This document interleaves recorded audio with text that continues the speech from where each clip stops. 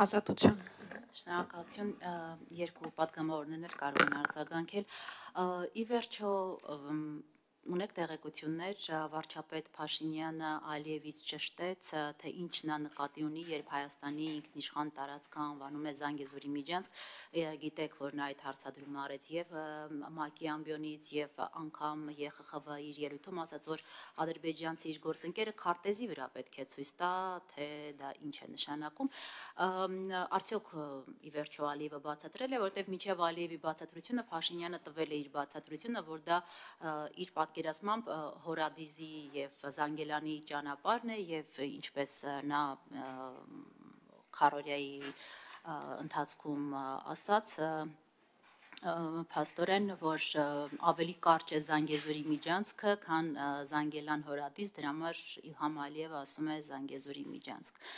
Նաև սրանք խնդրեմ արձագանքել, որտեղից իրեն այդ բացատրությունը, շնորհակալություն։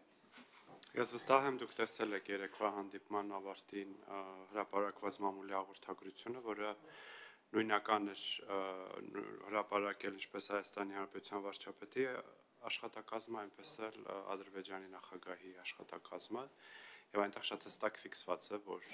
Հայաստանի վարչապետը եւ Ադրբեջանի նախագահը ի թիվս այլ հարցերի քննարկել են նաեւ Հայաստանի տարածքով անցնող թրիփի ուղի ենթակառուցվածքային ծրագրի հետ կապված հարցեր եւ կարծում եմ սրանով հարցը կարելի է փակված համարել, որովհետեւ եւ ես կուզենայի նաեւ դուք երեք ձեր ռեպորտաժում այդ մասին անդրադառնայիք, բայց այդքան նշեցիք, շարունակում եք նշել, որ դեռևս արձագանք չկա, բայց արձագանքը դա էր, արձագանքը հենց այն է, որ Հայաստանի Հանրապետությունը եւ Ադրբեջանը նույն կերպ են անվանում այն ենթակառուցվածքային ծրագրին, որը անցնում է Հայաստանի տարածքով։ Ալիևը ասում է թրիփ, ասում է ուղղակի այդ թրիփը անցնելու դուրս այլ նախագծեր, ճանապարհներ, միջանցքներ,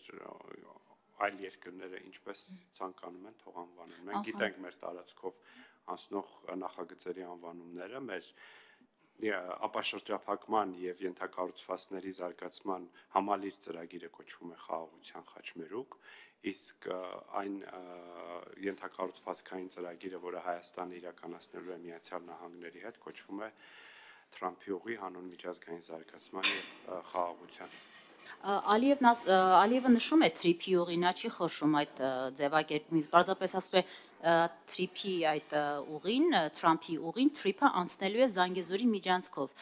Ի վերջո այդ պարզաբանումը դուք կարծում եք հնչել է Կոպենհագենում Փաշինյան-Ալիև հանդիպման ընթացքում։ Ի վերջո բարձր ամբիոններից հենց վարչապետն է այդ հարցադրումն արել, այդ պահանջը ներկայացրել։ Ինձ հետաքրքրում է, թե միայն որպես Հայաստանի Հանրապետության պաշտոնյա, ինձ հետաքրքրում է, որ Հայաստանի Հանրապետության տարածքում բոլոր անվանումները նշվեն եւ հնչեն այնպես, ինչպես դրանք կան, եւ երեկվա հանդիպման արդյունքներով մամուլի հաղորդագրությունը այդ առումով ինձ լիովին բավարարում է։ Ներողություն, եթե հիմա Ալիևը նորից ասի Զանգեզուրի միջանցք, դա այլևս չի մտահոգելու մեզ հայկական կողմին։ Եթե թույլ կտաք, ես ամփոփեմ եւ ամբողջությամբ կիսելով գործընկերոջս խոսքերը, կան պաշտոնական ստորագրված փաստաթղթեր, որտեղ կան հստակ նշված անուններ, պայմանավորվածություններ։